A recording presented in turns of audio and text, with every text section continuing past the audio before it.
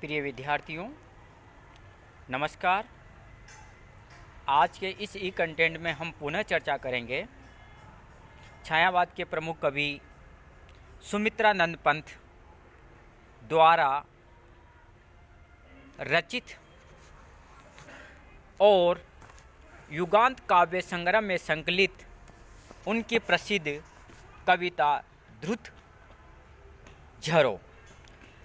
झरो। इस कविता में कवि ने नवयुग का आह्वान किया है और जितनी भी पुरानी जीर्ण समय की दृष्टि से अनुपयोगी मान्यताओं को समाप्त करने की प्रेरणा दी है। कवि कहता है कि ध्रुत झरो जगत के जीर्ण पत्र, ध्रुत झरो जगत के जीर्ण पत्र, है स्रस्त ध्वस्त है शुष्क शीर्ण, हिमताप पीत मधुवात भीत तुम वीत राग जड़ पुराचिन, निष्प्राण विगत युग मृत विहंग, जग नीड शब्द और श्वासहीन, च्युत अस्त व्यस्त पंखों से तुम झर अनंत में हो विलीन।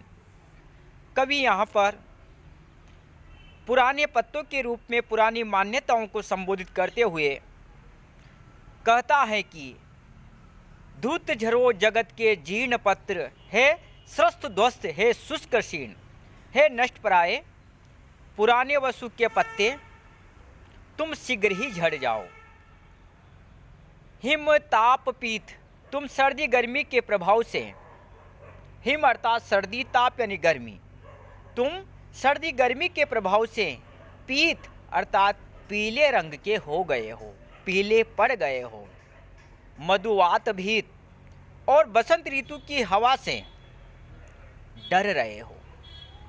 कवि यहाँ पर पेड़ के पुराने पत्तों को संबोधित करता हुआ कहता है कि हे जीर्ण शीर्ण, है पुराने वसु के पत्तों, तुम शीघ्र झड़ जाओ, टूट करके दूर हो जाओ। तुम सर्दी गर्मी के कारण पीले पड़ गए हो और बसंत के आगमन से डरे हुए हो।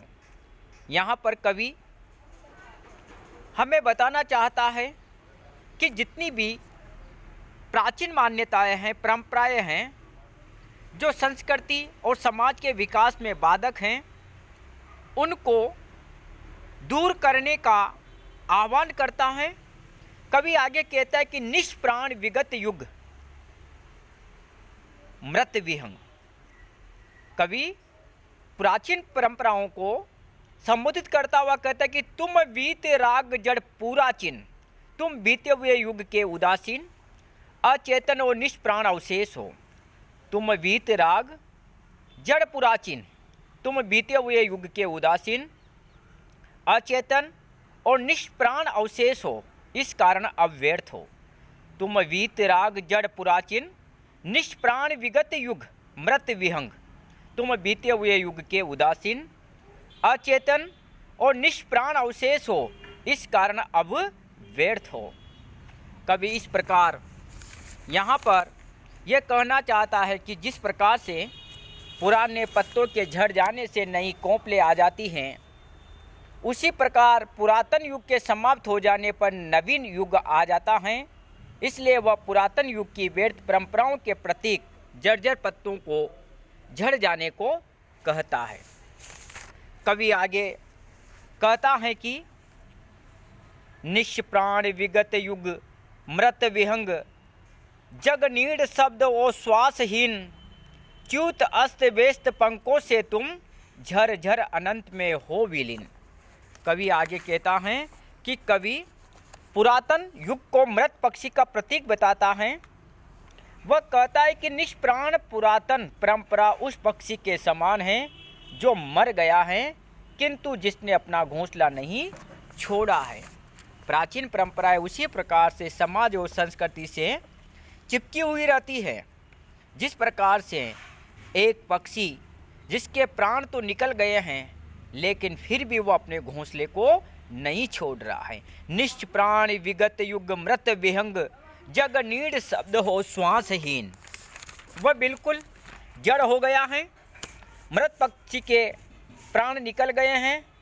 मृत पक्षी के जिस प्रकार से पंख टूटकर हवा में उड़ जाते, उसी प्रकार कवि मृत परंपराओं को भी समाप्त कर देना चाहता है।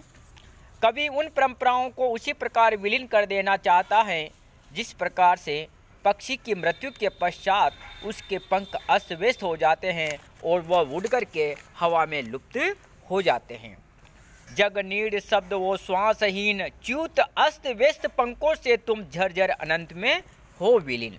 कवि यहाँ पर प्राचीन रूढ़ियों, परंपराओं जो समाज और संस्कृति के विकास में बाधक हैं, जिसके कारण अंधविश्वासों ने जन्म ले लिया है, जिनसे जनता और समाज के नागरिक आज भी झगड़े हुए हैं, ऐसी पुरानी और अनुपयोगी परंपराओं को दूर करने का आह्वान करते हुए उन परंपराओं को समाज से अलग होने की प्रेरणा दे रहा है, चेतावनी दे रहा है।